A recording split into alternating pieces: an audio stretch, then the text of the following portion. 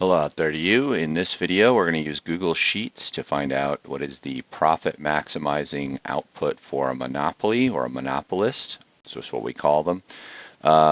And what's their profit at that profit maximizing level. So I've recreated the table here in Google Sheets. And so what we need to find is where MR equals MC. Now we're given MC. MC is 5. Okay. Well, really, it's the last unit where marginal revenue is higher than marginal cost. That's what we're looking for. That will be profit maximization. There's lots of proofs on that, so I don't need to necessarily prove that, but let's go ahead and just do this. Okay, so first we want to do total revenue. Total revenue formula is price, in case you don't know, price times quantity. So I'm going to come down here. I'm going to write a function. I hit equals.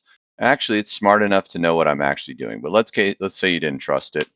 It would be price times quantity. We use that asterisk for multiplication. It's suggesting that you autofill that function down, and we do.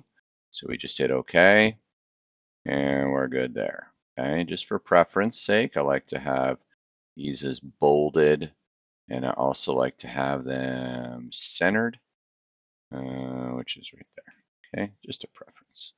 You don't have to do that. Okay, then next I want MR.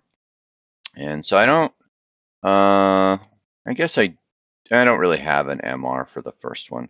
So I don't know what it's talking about there. So the formula for MR is the change or delta of total revenue divided by the change in quantity.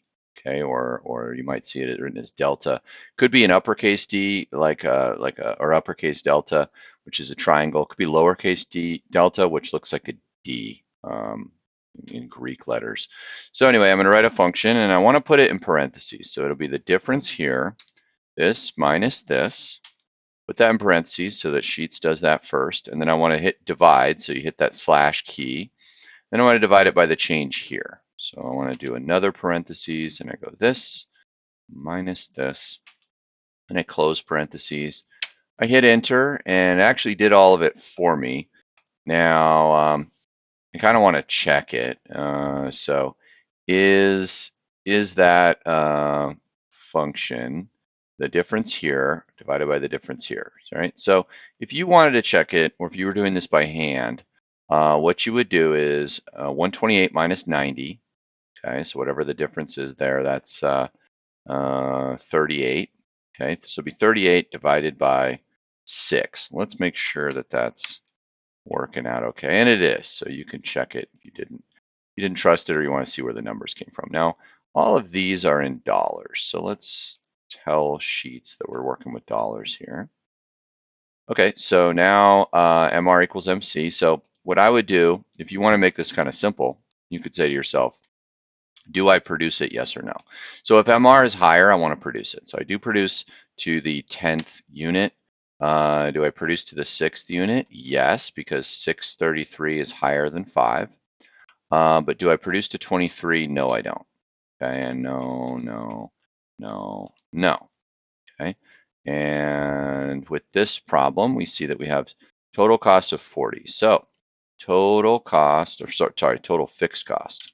Okay, so total cost is going to equal a couple things. It will equal 40 plus however many units you produced times their marginal cost. And their marginal cost was 5 because that's what the problem told us.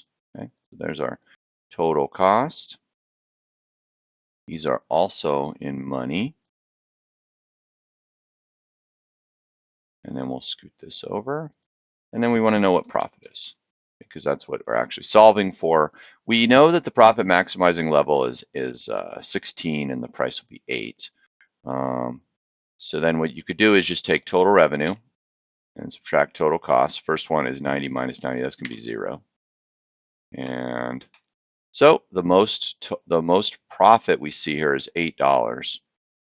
And that's the profit when we produce to our profit maximizing quantity, which is consistent with what we found, right? So You would still make profit. Sometimes students ask me this. You'd still make profit if you sold 23 units. You just make 6 instead of 8. So if you have monopoly power or pricing power, back off the number of units and charge a higher price. Okay, and that's how to solve that with Google Sheets.